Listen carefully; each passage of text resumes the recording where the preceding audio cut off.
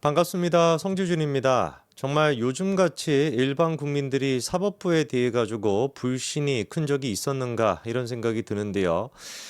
초반만 하더라도 많은 분들이 이 사법부의 말도 안 되는 만행에 대해 가지고 잘 몰랐습니다. 왜냐면 우리도 일상을 생활하느라 바쁘다 보니까 사실 그리고 뭐 법원의 그런 얘기가 복잡하지 않습니까? 그리고 또 일반 국민들 같은 경우는 법원이 뭐 어떻게 했다 이런 것 자체를 사실 모르는 게 정상인 것이죠. 그렇죠? 근데 그럼에도 불구하고 이 그 탄핵 전국에서 서부지법에서 그 이순영인가요? 그런 어떤 부장판사가 보여줬던 모습은 정말 고개를 절레절레 가로짓게끔 만들었습니다. 그럴 수밖에 없는 게 공수처가 누가 보든지 간에 법대로 우리가 따져봤었을 때 대통령의 내란죄에 대해 가지고 수사할 수 없음에도 불구하고 지들이 수사를 하고 그거를 바탕으로 체포영장에 압수영장까지도 발부를 하는 거. 이 말이 됩니까? 거기에다가 그거를 발부를 해줬어요. 근거가 또 뭐였습니까? 지 멋대로 판사가 지 멋대로 삼권 분립까지도 깨가면서 형사소송법 20조 21조 두 가지를 예외로 한다라고 하면서 그거를 갖다가 이제 보내 그 영장을 발부해 준 거 아닙니까? 이것만 하더라도 진짜 대명천지의 미친 짓거리가 벌어진 것인데 이때까지만 해도 그래도 많은 국민들이 뭐 이거 막 복잡한 얘기고 이러다 보니까 잘 몰랐습니다. 근데 그 이후에 대통령이 실제로 구속이 되고 그다음에 헌법재판소까지도 이제 변론이 이어지다 보니까 국민들이 깨닫기 시작한 거죠. 야, 이거 뭐냐? 말이 앞뒤가 안 맞는데. 그래서 지금 같은 경우는 정말 많은 국민들이 대통령의 탄핵, 이 계엄에 대해 가지고는 여러 가지 생각이 있을 수 있어도 이 계엄 이후에 대통령에 대한 탄핵 절차에 대해 가지고는 정말 압도적인 다수의 국민들이 사법 절차가 지켜지지 않다라고 공감대가 형성이 되어 있죠. 이런 상태에서 현직 부장판사들 또한 마찬가지로 이 이슈에 대해 가지고 여러 가지 다양한 의견들이 있는 것 같습니다. 그런데 그중에서 오늘 제가 좀 주목해 가지고 말씀을 드리고자 하는 판사님이 한 분 계시는데요. 성금석 부장판사입니다.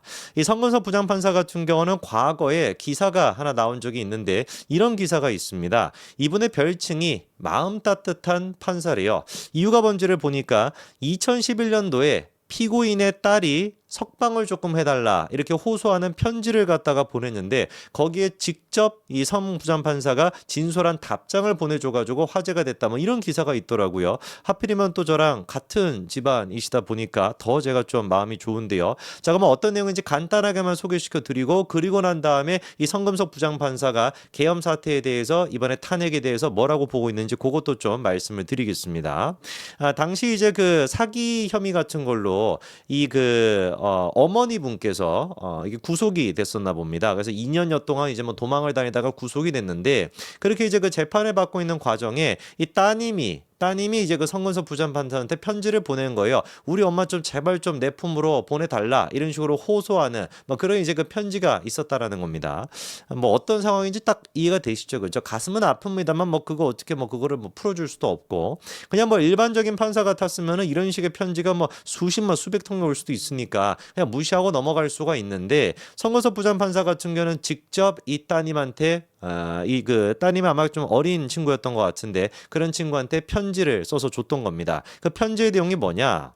나도 자식들을 키우는 부모라 네 어머니를 용서해주고 싶다. 하지만 지은 죄가 매우 크고 피해자도 많아 피해자들의 용서를 먼저 받아야만 용서해 줄 수가 있다. 너와 네 동생이 처한 현실이 마음이 아파 눈물이 나는구나. 나도 어려운 유소년 시절을 보내면서 자랐기 때문에 너의 처지가 남다르지 않다. 네 어머니를 너희 품속으로 돌려보내지 못하는 안타까운 내 마음을 먼 훗날에는 너희가 이해할 수 있게 될 것이다. 부디 좌절하지 말고 어려움을 이겨내 건강하고 굳건하게 잘 자라라. 이렇게 이제 편지를 보냈다는 겁니다. 이런 식의 편지가 어떻게 이제 기사화가 되고 어떻게 알려질 수가 있겠습니까? 그렇죠. 이 지금 이제 그 구속이 됐다라고 하는 어머니 이 어머니의 자녀분께서 이거를 갖다가 공개하는 거 아니겠습니까? 성부장 판사로 사실 자녀 입장에서는 성 판사에 대해 가지고 기분이 나쁠 수도 있고 화가 날 수도 있죠. 우리 엄마를 갖다가 구속시킨 장본인이니까. 그럼에도 불구하고 이 현실에 대해 가지고 어찌할 수 없다라고 하는 거. 그러나 그거를 냉혹하게 그냥 이제 뭐 이렇게 뭐 무시하듯이 하는 것이 아니라 정말로 진심을 다해 가지고 자기 어떤 처지가 어쩔 수 없다라는 거. 정말 너희들이 잘 자라기를 바란다라는 이 편지에 감동을 받아 가지고 우리 엄마를 구속시킨 장본인이라고 할지라도 그 사람이 보낸 편지를 갖다가 감동을 받아가지고 이런 이야기까지 퍼지게 되는 거 아니겠습니까?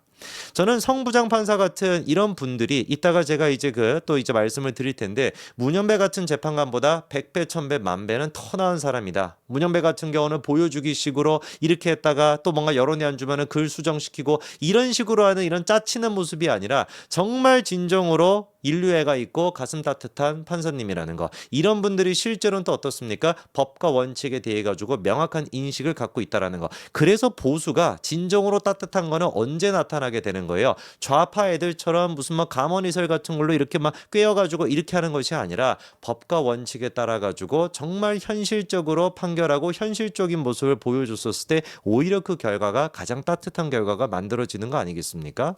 자, 그러면 성부장 판사가 이번에 법원의 내부 게시판에다가 어떤 글을 올렸냐? 이 게시판에 글이 굉장히 좀 화제가 됐었다라고 해요.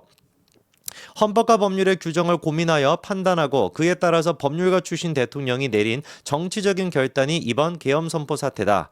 국회에 해제 요구를 받고 심의기구인 국무회의를 거쳐 6시간 만에 법대로 해제한 계엄이다. 실질적 절차적 요건에 당부가 사법심사대에 오른다면 사법부든 헌법재판소든 판단을 해야겠지. 그러나 위 계엄 선포와 해제가 내란죄 구성 요건에 해당한다고 저는 해석하지 못하겠네요. 이렇게 이제 성부장 판사가 글을 올렸던 겁니다. 그러니까 성부장 판사가 봤을 때는 뭐라는 거예요? 도대체가 계엄 선포를 했고 그건 계엄 선포라고 헌법에서 보장하고 있는 대통령의 권한인 것이고 그런 다음에 국회 의결을 통해 가지고 해제까지 됐는데 이게 도대체 어디를 봐야 내란죄 구성 요건에 해당이 한다라는 것이냐? 자기는 이해가 되지 않는다 이런 얘기입니다.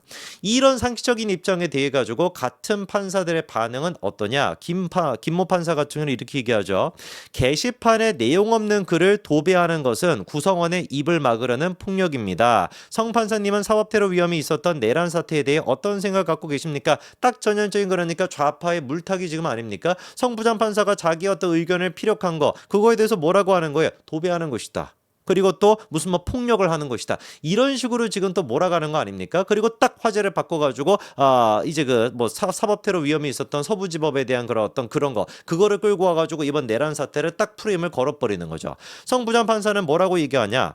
제목 속의 내용이 함축된 것인데 표현의 자유를 폭력이라고 해석하시니 참 유감이군요. 폭력이란 형법 교과서에 나옵니다. 읽어보세요. 내란 사태 무엇이 내란죄에 해당한다는 말인가요? 내란죄 구성 요건 정확히 숙지하시고 헌법 및 형법학자들 쓴 교과서도 찬찬히 읽어보세요. 그럼 답이 보일 겁니다. 다만 검은색 안경을 낀 사람은 가시광선에 의한 7빛깔 무지개의 희양찬란한 색을 볼 수 없지요. 이렇게 이제 또 아주 점잖게 얘기를 해주십니다.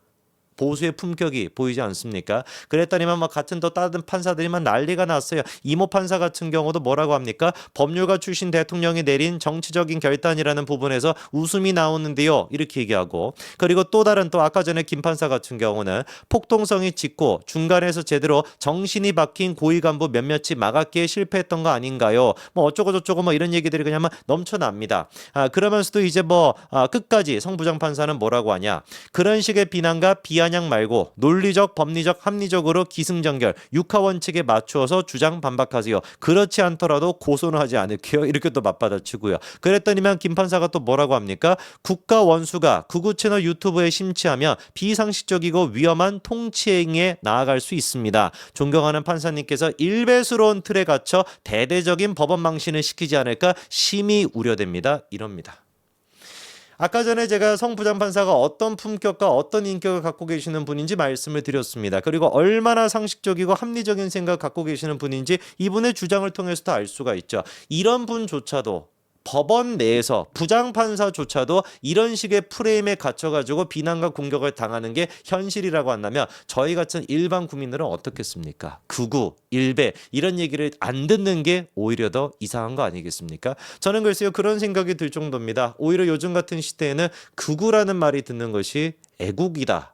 애국자다라고 하는 표현인 것은 아닌지 그런 생각이 들 정도네요. 모쪼록 정말 성부장 판사님 같은 이런 줏대 있고 소신 있고 양심 있는 분들이 끝까지 자리를 잘 지켜주시기를 바랄 뿐입니다. 여기까지 말씀드리겠습니다. 감사합니다.